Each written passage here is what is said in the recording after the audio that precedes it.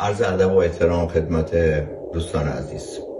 من یه برنامه‌ای رو اجرا کردم با دوست عزیزم آقای امیرحسین عرب، هنرمند گرامی، که پیرامون می‌خواستم مطلبی عرض کنم. سال 68 من از استاد پایور پرسیدم که استاد من میتونم من در کنسرت ماهیون شاگردام ساز بزنم، یا خود ایشون حتی گفتن، حالا در صورت عنوان شد. گفت آقا اگه این کارو بکنی باید حتما از چیزایی باشه که خود شاگردات زدن بزنی.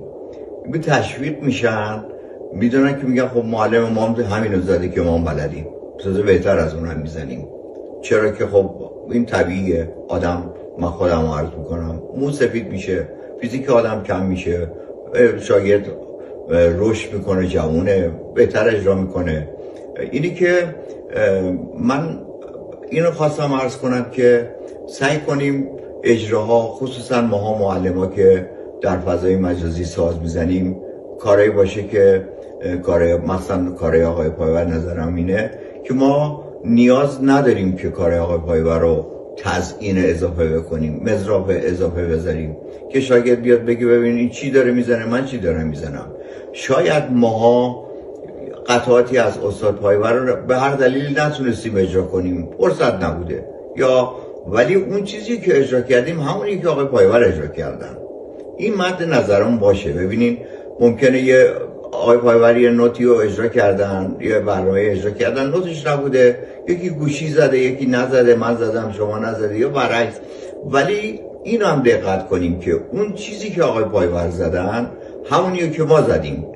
حالا به کیفیت کار نداریم، ما نمیخوایم خودمون رو با آقای پایور مقایسه کنیم، ولی مهم اینه که ما بگیم آقا این مثلا قطعه که آقای پایور زده من زدم، شاگردم هم زده، این هم زدیم. حالا کیفیت آقای پایور رو میذاریم کنار، نمیخوایم خودمون رو با آن مقایسه کنیم. خواستم این با توجه به اینکه گویا جشنواره‌ای هم در پیش هست، گفتم این صحبت ها رو عرض کنم قبل از اینکه بخواین برنامه اجرا کنید. فقط مدیریت کنین کار آقای پایور رو. من این کاری که اجرا کردم و میکنم از کتاب ردیف ابتدایی آوازش رو انتخاب کردم.